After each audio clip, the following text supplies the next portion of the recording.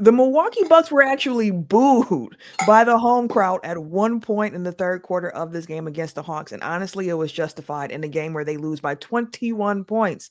Is this just a bad game that you flush it? Or is this a summary of what this team is at this moment? We'll discuss all of that and more on today's episode of Locked On Bucks.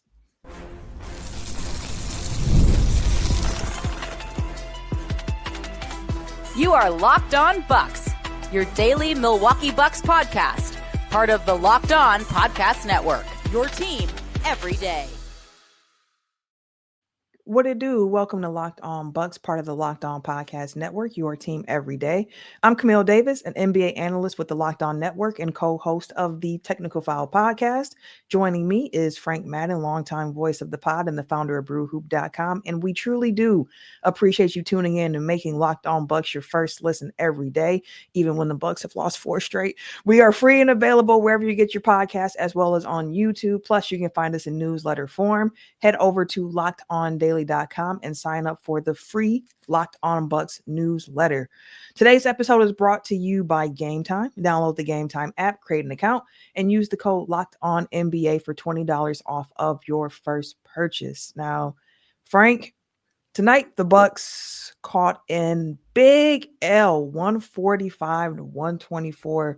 They lost to the Atlanta Hawks.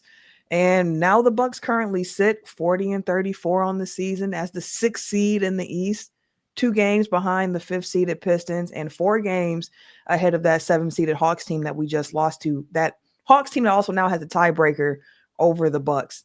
The Bucks have lost 4 straight games. They're 2-6 over their last 8 games, and the Bucks had 8 games left. 4 more games without Bobby Portis. Before we even get into the details of what happened against the Hawks and a little bit of what happened against the Knicks as well, what do you make of this game and this team? Like, is this a bad stretch for a good team, or is what we're seeing just who the Milwaukee Bucks are as currently constructed?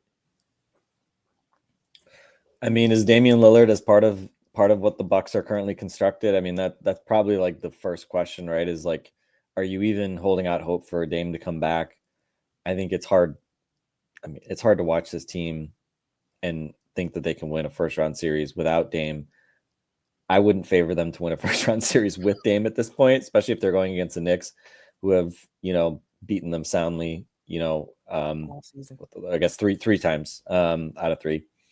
So, yeah, I mean, they just look cooked, I think the road trip, started off pretty well given the circumstances. And, they had obviously every chance to win the game against Phoenix. And then they dropped that game, and then they had a totally fine effort, without Giannis and Dame against the Nuggets. And so the question is, okay, now can you convert like that not bad sort of, road trip, could have been worse road trip, into something positive at home? And the answer is no. Just 2 eggs laid against the Hawks and the Knicks, and neither game, right? Like, did the Bucks look like they were in the class of those teams? In neither of those games, obviously, did you get any sense that the Bucks, especially I think defensively, like, you don't have Bobby Portis right now, you don't have Dame Lillard. Like, those are the 2 guys we always point to as like defensively, you got to scheme around them. And, Dame, as good as he is, right? Like, that's obviously his Achilles heel. So if you can't defend without those guys, I think the Bobby issue, like the lack of size issue we saw in that road trip, a couple West road trips back when he was out before they made the trades. And so, like, I mean, we can sit here and say like, oh, if Jericho Sims was available, like maybe things would be better. But, I mean, I think we're all kind of grasping at straws if that's, what we're kind of pointing to. So the fact that they can't defend, and it's the same stuff, same different day all season, right? Like they just, even though the defensive rebounding numbers all year have generally been pretty good, they just have these games where they just, completely like get crushed on the offensive glass. I don't know how, like, were there like 3 times where like a wing just crashed and just uncontested dunk put back by the Hawks tonight? The second chance on the offensive rebounds, the turnovers, and just, like easy running out on fast breaks, even when the Bucks were shooting an absurd percentage. The fact that they were up only 7 when they were shooting 85% in the first quarter was like, this game is not being played the way that, they need to be played. So yeah, I mean, just kind of the fingerprints of, what we ultimately saw. And, Giannis has been kind of putting up his numbers, but doesn't seem like he's really able to kind of will anything consistently from a team perspective at this point, right? He can't save this defense. He can't save this offense by himself. He just doesn't have enough help. And obviously, I think Doc Rivers, is Doc Rivers 500 yet? Is he back to 500 for his career in Milwaukee? He's probably pretty close. It's close, yeah. So I think at this point, it's pretty easy to look at Doc's tenure here and say, yeah, that hasn't worked. And it does feel like the team has sort of, mentally, it seems like a lot of these guys have sort of turned the page. I don't know if they ever were on the same page with Doc, but they've got as many ex-coaches as they have 4 ex-head coaches in the NBA. There's no shortage of experience on the coaching staff, and it just does not seem Still not working. They're connecting and getting this team to play, in a consistent manner and not blow coverages and not get back on defense, and they don't get any offensive rebounds. Their offense has been underwhelming all year. So I don't know. I mean, we're kind of kicking dirt on them a bit right now, and you kind of never know what could happen. But for a while there, we could sort of squint and say maybe that, if things break right, there could be sort of they could get to the East Finals or something like that. And now it's it feels like, they need a medical miracle from Dame just to have a chance in the first round. So yeah, I mean, I think it's just I don't know. I just don't think any of these guys have any answers right now. And obviously I'm not going to sit here and tell you I do either, because we all watched this team here over the past, year and a half to almost 2 years. And yeah, it just has never seemed to click in any sort of extended, meaningful way. And that's why they're, 6th, potentially falling to 7th, right? And the Dame injury is obviously tough. It's bad luck, blah, blah, blah. But, in the grand scheme of injury luck, it could have been worse, to be honest, these last 2 years. It's just the playoff stuff was very bad luck. But the regular season, they had no excuses not to have been a good regular season team. Yeah, it's just been some unfortunate injury timing for the Bucks normally leading into the playoffs. But the Doc Rivers point that you brought up was a great one, because I mentioned it before when the Bucks came out of the All-Star break hot. I just need to see extended streaks of consistency from this Bucks team. It has been a lot of stop and start throughout this season, and came out of the All-Star break this year 7-1. Since that 7-1 start out of the All-Star break this season, the Bucks have gone 4-9. Last season under Doc again, they were 6-0 coming out of All-Star break, finished the season 8-12, including going 3-8 over their last 11 games. So again, just seeing the trends of what we saw a little bit last year, when I think that the pieces around Giannis make a lot more sense this year, and Dame, so to speak, but Dame's not playing right now. And you pointed to the turnovers, offensive rebounds again, which was a big problem against the Knicks on Friday, a problem again against the Hawks tonight. And it just continues to show things just ain't working. 14 turnovers tonight against the Hawks. They had 28 points off of those 14 turnovers from the Bucks. They gave up 15 offensive rebounds tonight to the Hawks. Gave up 14 against the Knicks on Friday, had 16 turnovers against the Knicks on Friday. And if you look at the numbers over their last 8 games, like I mentioned, they're 2-6 over their last 8. They've been 21st in net differential. This is all according to Cleaning the Glass. They've been 20th in offensive rating, 22nd in defensive rating. And that's the piece of it, because the offense has struggled at parts throughout the season. And I expected the offense to struggle a bit more with no Dame. But I thought the defense would continue to kind of tick upwards, because that's where they had to lean on. That's what the identity had to be for this team down Dame. And we haven't seen it. They've been giving up too many offensive rebounds to opposing teams. They've been fouling too much at the same token. It's just been too many mistakes, too poor of execution, looking like guys who don't trust each other out there on the court. And it came to a head, I think, in this game tonight against the Hawks. For me, the turning point came a little bit earlier than the third quarter, when everything seemed to pour on the Bucks at that point. So let's talk about the turning point in this particular game against the Hawks after this.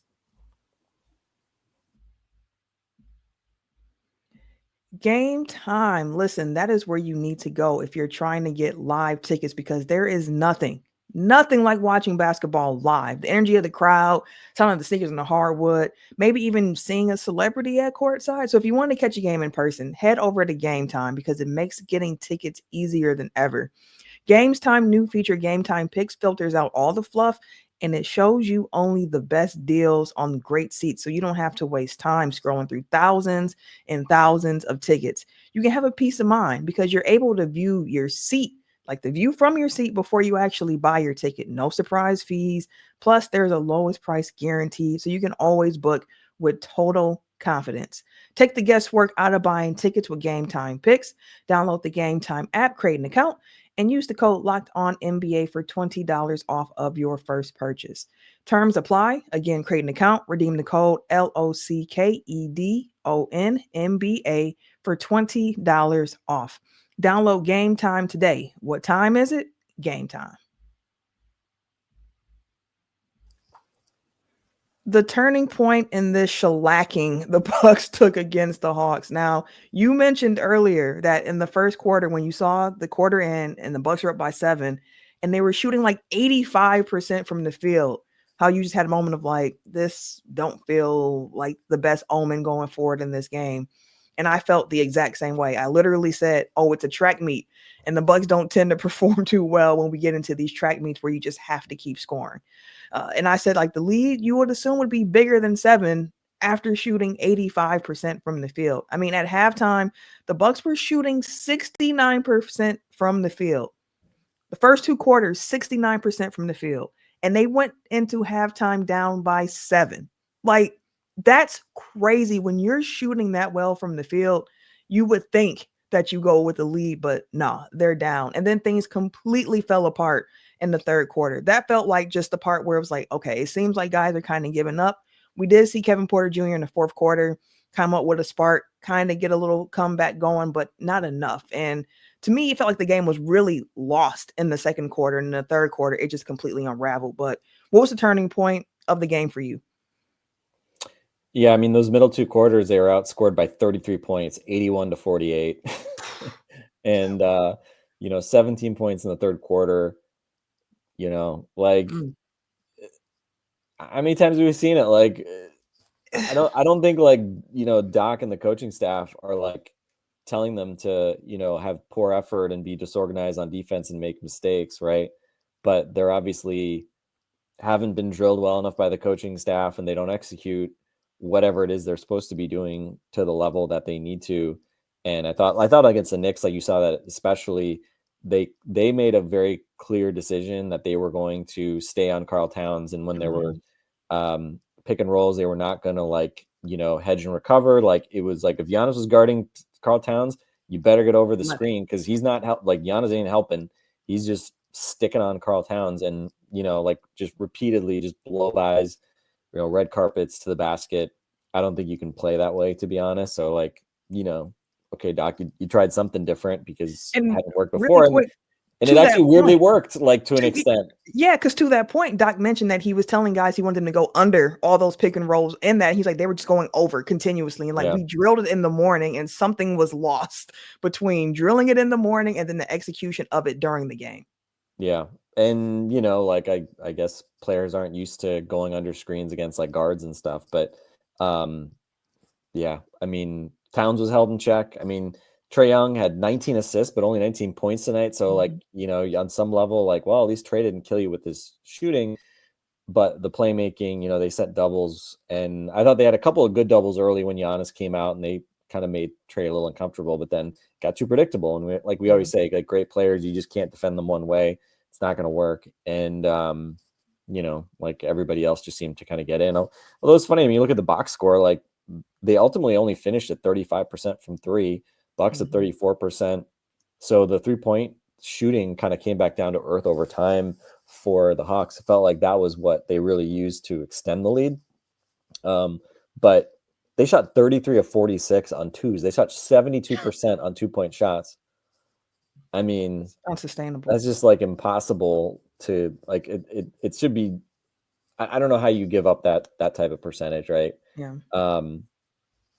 they just got killed, and there's, nobody.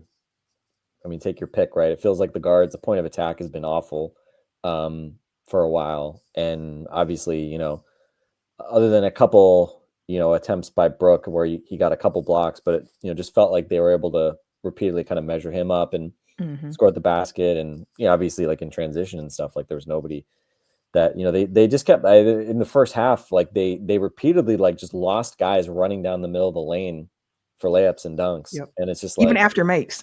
yeah, exactly. And it's just like, yep, you guys just are how much of that is poor coaching versus poor execution? Like, take your pick. Like, I don't know, but It's probably both at this point. If it's yeah, this I mean, consistent of a problem. exactly. Like clearly and Doc, I think he said like something, I think he was talking about, the craziness of what you were pointing out about shooting 7% and, being like down at halftime. And I forget what he made some comment about, like basically like taking blame for this game. But I mean, it's just this kind of no-show is just sort of a team effort. It really is a team effort. Yeah. So, yeah, it just kind of felt like early, they felt like, okay, we can score at will on these guys. So, like the complacency on defense crept back in, and, that just killed them, right? It felt like the Hawks could get, good looks whenever they wanted, just by a couple dribbles, kick out, open three, or if the Bucks pressured the ball, you find dunker spot guys, alley-oop guys, whatever it might be, or just guys standing by himself under the basket, So I don't know what positive there is. Like, Kevin Porter had his hot little streak there.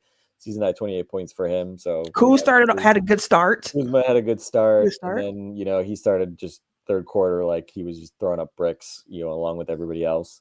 So yeah, it's just, I think Giannis was the only guy that felt like that made a shot in the third quarter. And I mean, but it's just they're just a tough watch right now, and time is running short here. So that part, I don't know. I think the and I realize I'm sounding very like defeatist and kind of sad sack, but it's like that's what I get from the team. Like it just like these last two games, right? Like these are pretty big games, right? Like show us you have a pulse game against the Knicks, who've like kicked your ass the two prior games. You're 0-10 against the top 3 seeds, right? Like a chance to show that like you're not just a punching bag for the good teams. And they just didn't really have anything for the Knicks. And then this game, right? Like a tiebreaker that like may actually come into play now with the Hawks. That that also is could loom large right now, because the Hawks now have a 3-2 tiebreaker. I think, what are they, 4 Bucks are like 4 games behind? Yeah. 4 games up on the Hawks, which, like I have no idea what to expect from the Bucks here over the next, couple weeks. Because it just doesn't seem like these guys want to be here. Like that's how I felt in the third quarter. But I was like, man, it feels like these guys just feel like these guys just feel like this, like they just don't know what to do anymore. So, so I don't know, but unfortunately, I mean, it's like there's no way I think you can look at like what Doc's done here and say like this guy is like going to be an answer next year. But this is one of the big problems with Dame being injured and likely, not factoring into the postseason, is like, because it's another year where Doc's kind of let off the hook because of the injuries, and you can just like, oh well, no, didn't have Dame, so what do you want me to do, right? Like, is it a reason or is it an excuse for exactly the season? It's a reason, but it's kind of convenient. I mean, the other piece obviously is just a huge amount of money that he's owed. And again, is Jimmy Haslam and company willing to eat another fired coach's contract? I don't know, but yeah, I mean, kind of like sort of everything at this point, everything's trending to be up for grabs this summer. Yeah, it could be a really big summer for this Bucks team, but I mean, you hit a lot of it on the head with what you saw from this game and with this team. I mean, if the Bucks can't find a way to really dig in defensively, this is all cooked. Like, especially without this is all cooked, because the offense can come and go, as we saw in this game. Like, the Bucks shot by quarter 85% in the first quarter, 55% in the second quarter, 20% in that third quarter where the Hawks really ran it up, and then 30% in the fourth quarter. And that comes on the heels of, even with Kevin Porter Jr. scoring 20 of his 28 in the final frame there. So like There are things that They won need the to, fourth quarter though, Camille. They won that fourth quarter. So, you know, little bit of positive to take from this one.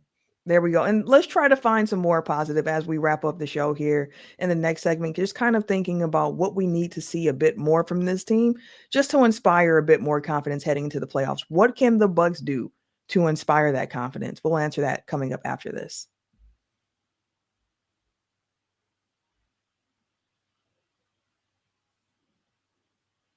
So one thing that I did find interesting in the post game presser that I was able to hear, I haven't listened to everybody's yet, but I did listen to Kevin Porter Jr.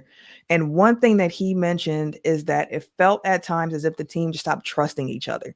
And that wasn't how it was, over that first 10 game stretch after the trade deadline of just guys playing together, playing hard, connected, being on the string. And that just has been kind of lacking as of late. And we mentioned there are 8 games left now before the playoffs start.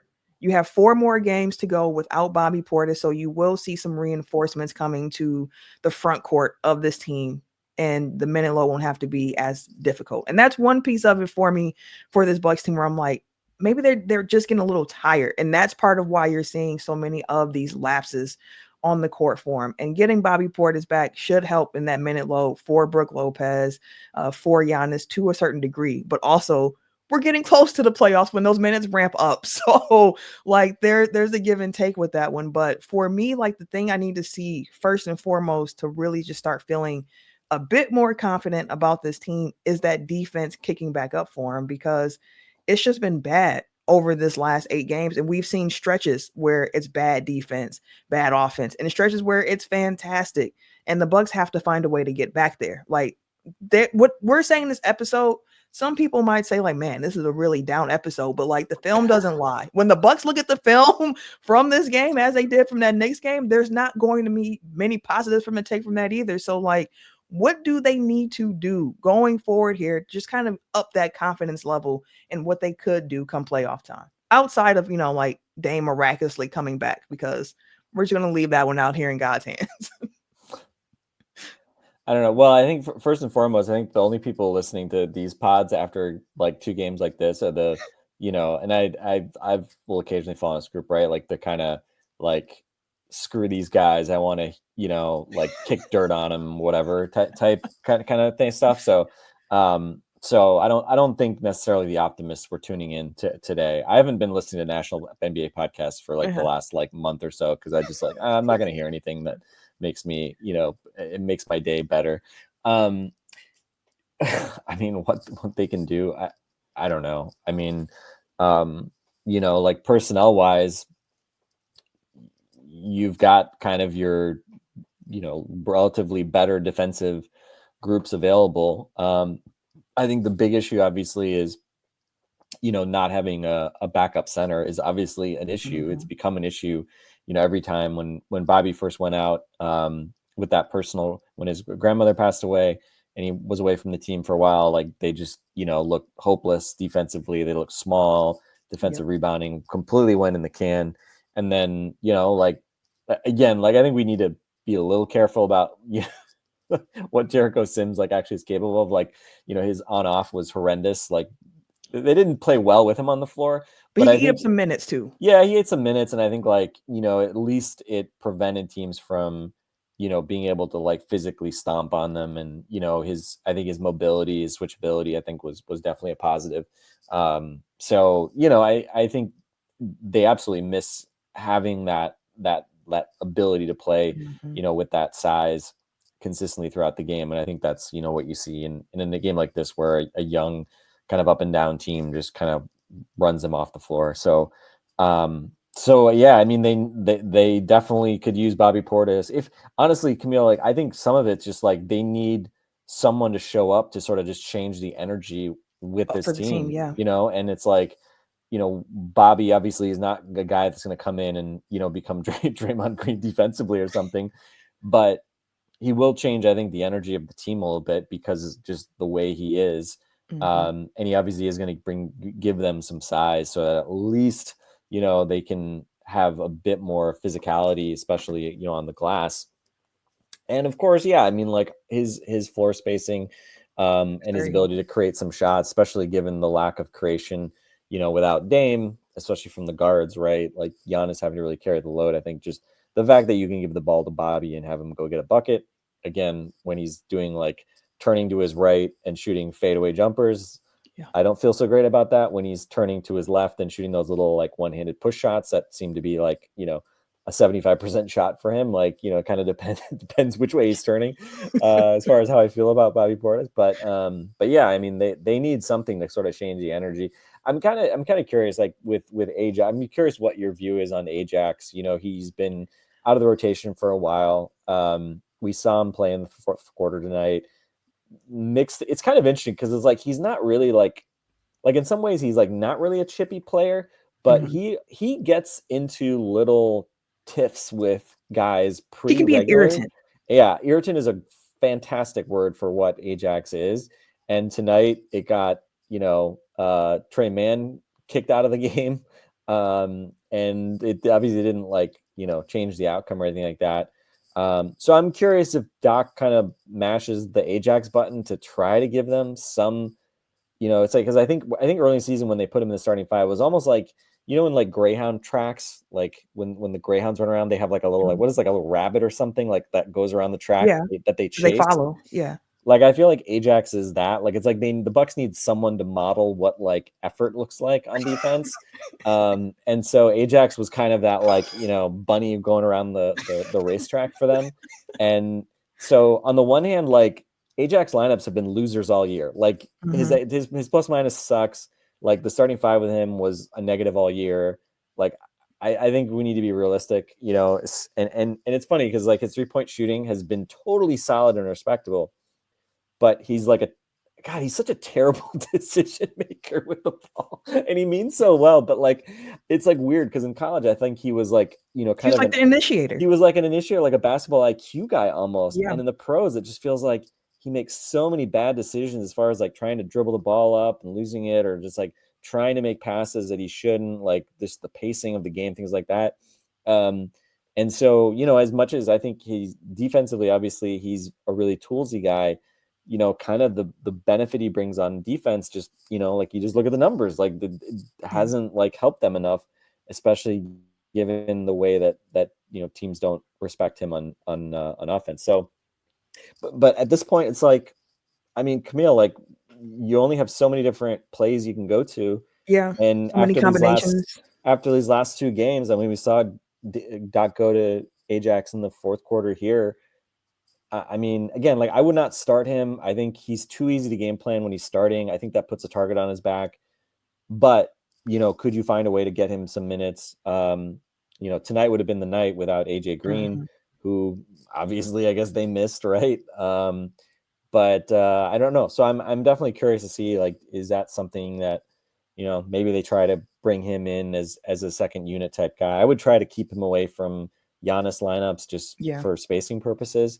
But can you find him some minutes, when Giannis is on the bench? Like that's always been sort of the angle I would take, like especially when Dame was healthy, like put him out there with Dame, have him set screens, so that the guys who aren't trying to guard him have to do something against, a ball screen. But yeah, we'll see. I mean, they only have so many different cards to play, and it's not, Tyler Smith or Chris Livingston. That's not the answer. That's going to be the answer. So yeah, I mean, I think at this point, I don't know.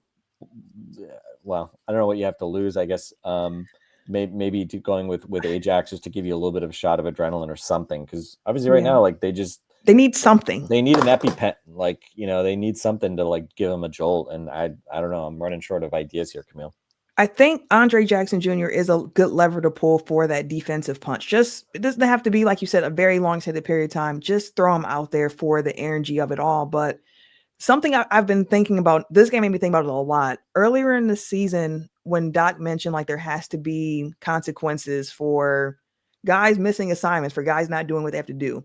And maybe you just sit some guys for a while. Like, hey, you've missed, you've been weak at the point of attack. We're going to throw Ajax out here real quick and see what he can do in these minutes. If he's no better, so be it. We go back to what we had before, but we're going to go out there and do that. But the problem with me thinking about it in that way too, like the other edge to it is that you're so close to the playoffs and you don't want to do anything either that's really going to tank the confidence of some of the guys on your team.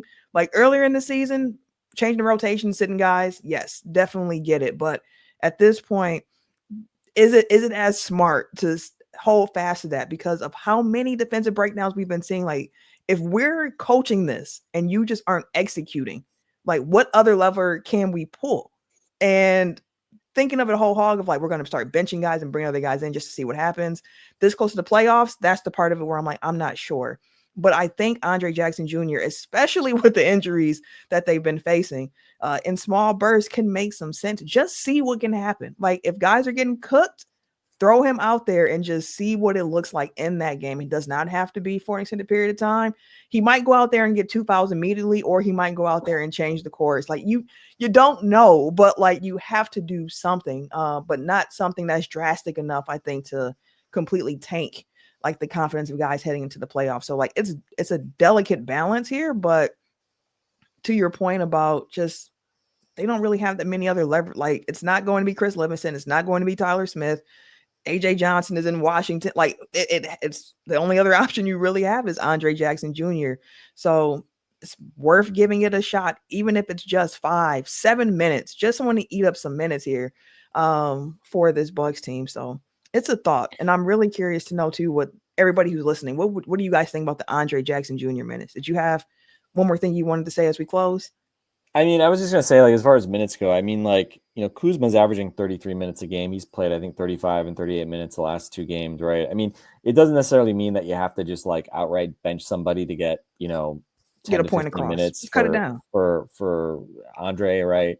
Obviously, though, you know, tonight you stole him some minutes in the fourth quarter, but, you know, Pat Connaughton came in and, like, look, I thought Pat Connaughton like earned some minutes tonight. We saw him actually throw an alley-oop to Giannis. I kind of joked, you know, I've said forever that, you know, especially with Chris gone, that he's sort of the only, you know, wing that knows how to run a dribble handoff into a screen and roll, you know, on that empty side with him. And we saw it in the first half. Tried to do it again in the second half, had the pass Hawks were on at that time. tipped away. Yeah. But, you know, I mean, was Pat any worse than all the other guys? Like, not really. So I don't know. I mean, again, like nothing is sacrosanct, right? Like, I mean, if you have to give up, you know, the Pat Connaughton minutes that just came back only for this game, you know, because AJ Green was out, like whatever, right? So yeah, I don't know, but this is, you know, why Doc gets paid way too much money as a coach, because like, figure it out, Doc. You make $10 million a year, like, you know, use your experience. And I will say this, Camille, did you see the article where he was, you know, again, I feel like Doc gets a little bit of a bad rap, but then also like he kind of says some things that give people ammunition to continue talking about him the way they do. Doc making the point that he's never been swept in the playoffs. It's like, Doc, I wouldn't put that out into the universe. All right. Given how this team is trending, wouldn't put that out in the universe, because Bucks right now giving very much first round sweep fodder vibes, especially if Dame doesn't come back. So careful what you wish for. If you get swept, then, you know, your random little bizarre bragging right point goes away real quick. So, but yeah, I don't, you know, the injuries mean they only have limited sort of levers, as you said, that they can pull. And at this point, it's like, you know, am I worried about guys' confidence being hurt by playing fewer minutes? I don't know. You know, eggs and omelets, Camille, you know, like they're not cooking any breakfast right now. I'm looking at some bland toast that doesn't have any butter on it. I don't know what the metaphor here is, but if they want to do something, that's how the Bucks played this evening. Yeah, if they want to do something, they're gonna have to try something different, because you know, again, and look, like they maybe didn't shoot the 3 ball as well as they could, blah blah blah, but there's something rotten about this team. I think everybody can sort of see that right now, and the vibes are bad. And, you know, this game on Tuesday against the Suns, right, is like, it's a big one, the bad body language bowl between the Suns and Bucks. And it's like, the fact that they already lost to the Suns a week ago doesn't make me feel great, but I don't know. Hopefully they turn over a new leaf here in 48 hours. We'll see how that one goes. And yeah, you mentioned like the threes and fall for sure, but the Bucks still were able to put up 124 points in this game against the Hawks. It's just you can't give up 145 in the process of scoring over 120 points. Yeah. So Suns lost by 39 at home to the Rockets tonight, by the way. So, you know, I guess they're coming off with even worse vibes than the Bucks. But they still have Katie and Booker, and that was yeah, enough to beat the Bucks it's gonna last be time. enough to give it be a challenge come Tuesday. So yeah, guys, make sure you keep it locked in the Locked On Bucks. We'll be back tomorrow with another new episode. But for Frank and myself, we'll leave it here. Wishing you all the best.